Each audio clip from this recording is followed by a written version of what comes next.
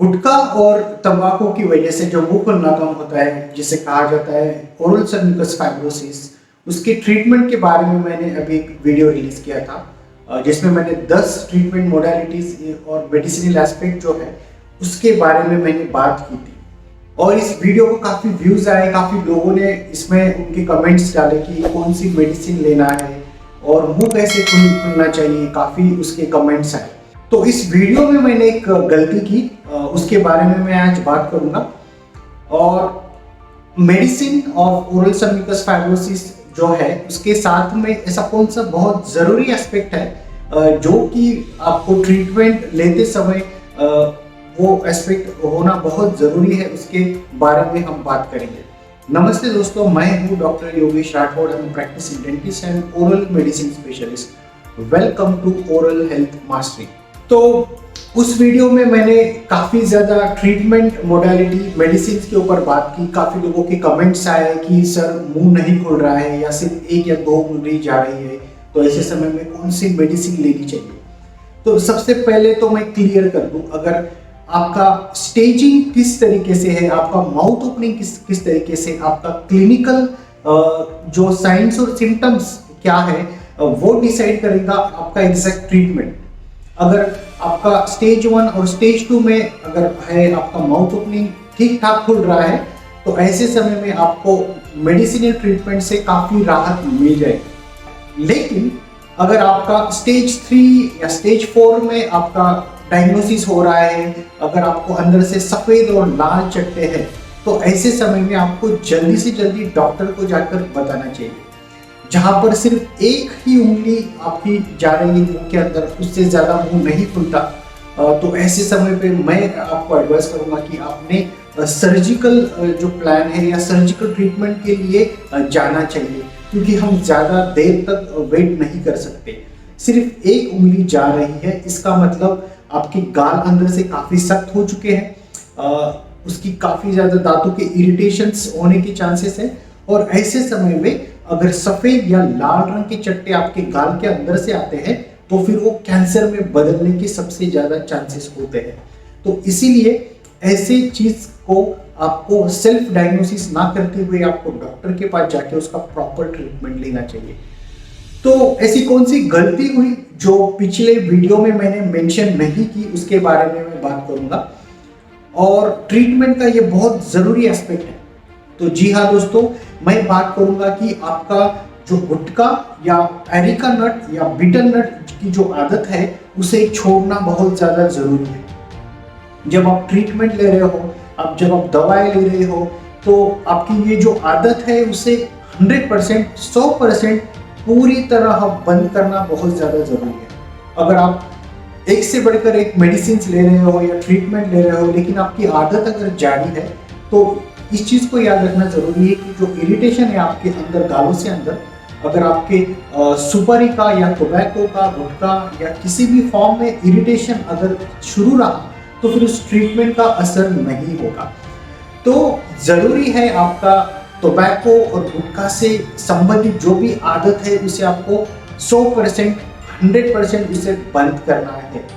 तो आज इसके बारे में बात करूंगा। और नया साल शुरू होने जा रहा है, तो नए साल में हमने कौन सा रिजोल्यूशन या संकल्प रखना चाहिए, और उसी संकल्प के लिए मैं आपके सामने आया हूँ। और मेरी यही दरख्वास्त है आपको, आपकी ये जो आदत है उसे छोड़ना चाहिए। किसी भी बुरी आदत को छोड़ने के लिए एक हम टाइम ढूंढते रहते हैं कि ये मैं इस दिन करूंगा, मेरे बर्थडे के दिन करूंगा, स्पेशल दिन के लिए करूंगा। तो क्यों ना साल के नए दिन में हम इसका संकल्प या ये रिजोल्यूशन हमारे मन में बना लें। तो वही एक चीज़ के बारे में बात करना है। और ऐसे कौन से 5 स्टेप्स है जो कि आप रख सकते हो, और 5 स्टेप से आप आपकी ये जो आदत है उससे छुटकारा पा सकते हो, उसके बारे में बात करेंगे। तो स्टेप वाइज बात करेंगे कि बिहेवियरल थेरेपी के बारे में मैं बात करूंगा, मेडिसिनल अप्रोच के बारे में इस वीडियो में बात नहीं करूंगा, ठीक है। अगर आप टोबैको छोड़ रहे हो, निकोटीन को छोड़ रहे हो, अगर आपकी बॉडी काफ़ी ज़्यादा उसके ऊपर डिपेंड है, फिजिकल डिपेंडेंस है, तो ऐसे समय में आपको विड्रॉल सिम्टम्स आ सकते हैं छोड़ने के बाद, ठीक है, जिसमें काफी चिड़चिड़ापन आना या सिर में दर्द होना या एंग्जाइटी या डिप्रेशन रहना, नींद ना आना, ठीक है, कमी सी महसूस होना, ये सारे सिम्टम्स आते हैं जो कि हम कहेंगे विड्रॉल सिम्टम्स है। तो ऐसे समय में आप कुछ मेडिसिन को लेकर इन सिम्टम्स से छुटकारा पा सकते हो, लेकिन जब तक हो सके आपका बिहेवियरल थेरेपी जो है वो किस तरीके से होना चाहिए उसके बारे में आज इस वीडियो में हम बात करेंगे। तो समझना जरूरी है आपको, ये आदत जब शुरू हुई तो उस आदत के शुरू होने का जो हमारा फर्स्ट हमने जस्ट एक एंजॉय के स्वरूप में या मजे में हमारे दोस्त को देखकर हमने ये आदत शुरू की। और आदत इनिशियली तो इसका टोबैको का तो है कि टोबैको लेने के बाद थोड़ा सा हमारे बॉडी को किक मिलती है, हमारे नर्वस सिस्टम को किक मिलती है, कुछ हैप्पी हार्मोन्स जैसे कि डोपामाइन या नॉरएड्रेनालिन जैसे हार्मोन्स हमारे बॉडी में सिक्रीट होते हैं, जिसकी वजह से थोड़ा सा अच्छा सा फील होता है, हमारा अलर्टनेस बढ़ जाता है। तो चलिए पहले हम बात करते हैं का जो आदत है जहाँ पे आपको गुटखा, टोबैको, बीटल नट या स्मोकिंग, अल्कोहल, ये कोई भी आदत है तो उस आदत को आपको छोड़ते हुए किस स्टेप्स में आप जा सकते हो। First step is decision to quit your habit. आपको पहले तो एक डिसीजन लेना है जहां पे आप डिसाइड करोगे कि मैं इस दिन के बाद ये मेरी आदत बंद करूंगा। तो आप 8-10 दिन पहले भी डिसीजन ले सकते हो। ऐसा नहीं है कि मैं आज 20 बार खा रहा हूँ, सुबह से शाम तक खा रहा हूँ और मैंने डिसीजन लिया कि मैं कल से बिल्कुल नहीं खाऊंगा। तो ऐसे समय में ये डिसीजन रिवर्स होने का या आपकी हैबिट का रिलैप्स होने के चांसेस बहुत बढ़ जाते हैं। तो आपको डिसाइड करना है कि मुझे इस डेट पे आगे के 10 या 15 दिन के बाद आप ये करते हो, डिसाइड कर सकते हो कि मुझे ये आदत बंद करनी है। तो इन 15 दिन में आपको करना ही नहीं है, आपकी जो आदत है उसे आपको उसकी फ्रीक्वेंसी को आपको कम करना है, टेपर करना है। अगर आप 20 बार आज टोबैको या गुटखा ले रहे हो दिन में, तो आप फिर अगले दिन 15 बार लोगे, उसके अगले दिन आप 10 बार ले सकते हो और ऐसे फिर आपको कम कम करते हुए आए। तो इससे क्या होगा, आपका जो बॉडी का इमीडिएट डिपेंडेंस है निकोटीन के ऊपर, वो ज्यादा रिलैप्स करने के पीछे कारण नहीं बनेगा। तो आपका जो फ्रीक्वेंसी उसे आपको कम करना है। तो first thing is to decide. आपका डिसीजन बहुत ज्यादा जरूरी है, आपका विल पावर बहुत ज्यादा स्ट्रांग होना जरूरी है। एक बार आपने डिसीजन कर लिया तो आप उसे लिख भी सकते हो और आपका विल पावर बहुत ज्यादा स्ट्रांग होना चाहिए, ये तो बहुत ही ज्यादा जरूरी है। दो चीजें होती है, सबकॉन्शियस लेवल पे हमें लगता है कि मैं गुटखा तंबाकू छोड़ने वाला हूँ या छोड़ना चाहता हूँ, और दूसरी चीज होती है कि मैं छोड़ नहीं पाता। ठीक है, तो आपका जो डोमिनेंट फैक्टर या जो साइड में ज्यादा वेटेज है, अगर आपको डीपर फीलिंग अगर है कि ये मैं नहीं छोड़ सकता, तो होगा ऐसा कि आपको कुछ दिनों के बाद आपके आसपास ऐसे बहुत से चीजें मिल जाएंगी या आपके मन में ऐसे विचार आने शुरू हो जाएंगे कि मैंने क्यों लेना चाहिए। ठीक है, आप बहुत ज्यादा हताश हो गए, निराश हो गए या बहुत ज्यादा एक्साइट हो गए, ठीक है, या किसी से झगड़ा हुआ, तो वो पूरी चीजों का एक कारण बन जाता है आपकी हैबिट को फिर से एक बार शुरू होने के पीछे। सो उसे समझना जरूरी है कि आपका विल पावर बहुत ज्यादा स्ट्रांग होना चाहिए।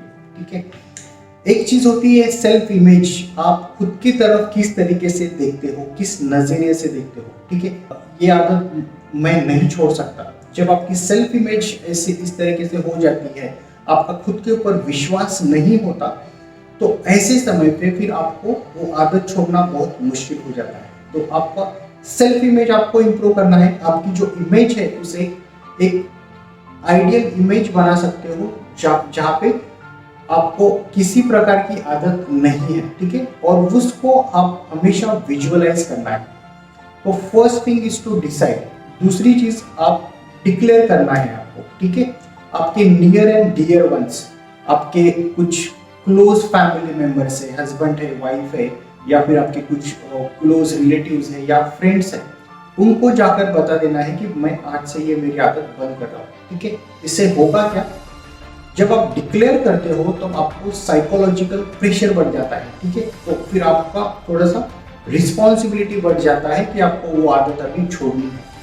तीसरी बात, आपको जो आदत थी, जो कि गुटखा खाने की जो आदत थी, ये आदत पूरी तरह जाने के बाद माइंड में एक ऐसा एम्प्टी स्पेस हो जाता है। ठीक है, तो एक आदत निकलने के बाद आपको एक जरूरी है, आपको दूसरी आदतों से सब्स्टिट्यूट करना चाहिए या फिर रिप्लेस करना चाहिए।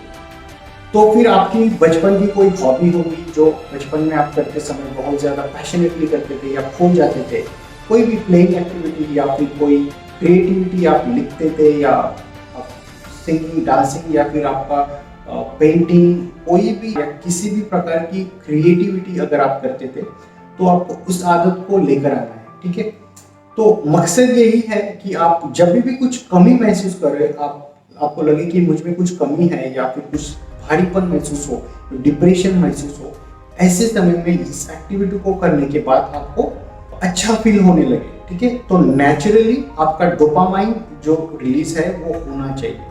तो आपको एक नई हैबिट से इस पुरानी हैबिट को रिप्लेस करना है, ये बहुत ज्यादा जरूरी है। थिंक बट जो रहेगी, अगर आप को छोड़ने के बाद आपको विड्रॉल सिम्टम्स लग रहे हैं, आप काफी ज्यादा एंजाइटी आप में दिख रही है या फिर आप बहुत चिड़चिड़ापन महसूस कर रहे हो, ठीक है, नर्वसनेस आपको महसूस हो रही है, तो ऐसे समय में आप डीप ब्रीदिंग कर सकते हो, जहाँ पे आपको लंबी गहरी सांस लेना है आपकी बॉडी के अंदर, जिससे कि आपको रिलैक्स फील होगा। और ये आप दिन भर कॉन्शियसली याद रख के इसे कर सकते हो। तो आपको 3 से 4 सेकंड तक डीप इनहेलेशन करना है और उतना ही टाइम लेकर 5 सेकंड तक आप उसको एक्सेल कर सकते हो, तो वो भी आप कर सकते हो। ठीक है, तो आपका जो एंजाइटी है आपको याद आ रही है इस आदत की, तो ऐसे समय में आपको खुद को डिस्ट्रैक्ट करने के लिए आप डीप ब्रीदिंग कर सकते हो, या फिर आपको उस तलब जो है उसकी याद आई या एहसास हुआ, ट्रिगरिंग फैक्टर जो आपके आसपास थे उसको देखने के बाद अगर आपको याद आई, तो हमेशा याद रखना है कि वो जो भावना होती है खाने की या वो किसी भी प्रकार की जो तलब होती है, वो उसका एक ग्राफ होता है, वो 3 से 5 मिनट तक हाई लेवल में जाकर अगर आप वहाँ तक खुद को रोके रखें तो वहाँ से वो कम हो जाती है।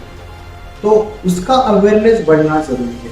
ठीक है, अगर आपकी इच्छा हुई और आपने इच्छा होने के बाद वो आप उसे ऑब्जर्व कर रहे हो कि बहुत ज़्यादा इच्छा हो रही है, ऐसे समय में आपको उसको डिले करना है, खुद को डिस्ट्रैक्ट करना है, दोस्तों को फोन लगा दिया या कुछ एक्टिविटी कर ली जो कि क्रिएटिव एक्टिविटी है, जिससे कि आप उसे भूल जाओ, तो वो भी आप कर सकते हो इस आदत को छोड़ने के लिए। 5वीं चीज जो है, जब आप आदत छोड़ते हो तब आपको सबसे ज्यादा जरूरी होता है कि खुद के बॉडी को हाइड्रेट रखें।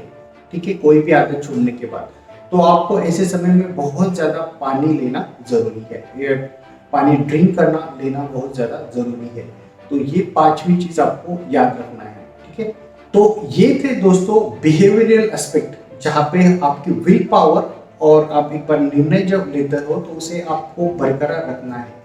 अगर आपको छोड़ने के बाद बहुत ज़्यादा प्रॉब्लम्स होते हैं, फिजिकल प्रॉब्लम्स होते हैं, कुछ सिम्टम्स दिखते हैं, तो ऐसे समय में भी आप फार्मेकोलॉजिकल या मेडिसिनल ट्रीटमेंट ले सकते हो, जिससे आपको प्रोफेशनल को मिलना होता है।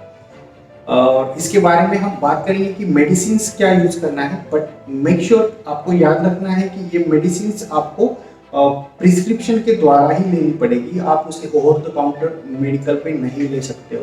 तो प्रोफेशनल्स की मदद आपको लेना चाहिए, काउंसलिंग अच्छे से करना चाहिए। अगर आप खुद बहुत बार आप कर चुके हो, इस आदत को रोकने की कोशिश कर चुके हो लेकिन आप नहीं कर पाए सक्सेसफुली, तो आपको प्रोफेशनल काउंसलिंग लेनी चाहिए। ग्रुप डिस्कशन में भी आपको काफ़ी ज़्यादा फायदा होता है। तो काउंसलिंग करना है, जो भी टोबैको सीजेशन सेंटर्स है वहाँ पर आप जाकर इसका प्रॉपर ट्रीटमेंट लेकर ये आदत पूरी तरह बंद कर सकते हैं।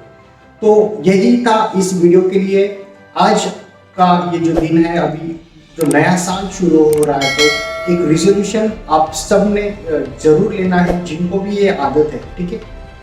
तो ये रिजोल्यूशन बिल्कुल लेना है, और जितने भी लोग आज इस रिजोल्यूशन को लेते हैं उन्होंने कमेंट में जरूर टाइप करना, ताकि आप इस चीज को यहाँ पे डिक्लेयर कर रहे हो तो ये सीधा डिक्लेरेशन है टू द यूनिवर्स, और बाकी लोगों को भी काफी ज्यादा इससे इंस्पिरेशन मिलेगा। तो ये था दोस्तों आज की इस वीडियो के लिए। मैं आशा करता हूँ आपको ये वीडियो पसंद आई। वीडियो को शेयर करिएगा। अगर इस चैनल को आपने अभी तक सब्सक्राइब नहीं किया है तो चैनल को सब्सक्राइब जरूर करना, बेल नोटिफिकेशन के ऊपर आपको प्रेस करना है, ताकि आने वाली हर वैल्यूएबल वीडियोस के बारे में आपको इंफॉर्मेशन मिलती रहे। मैं मिलूंगा आपसे अगले वीडियो में, तब तक के लिए थैंक यू।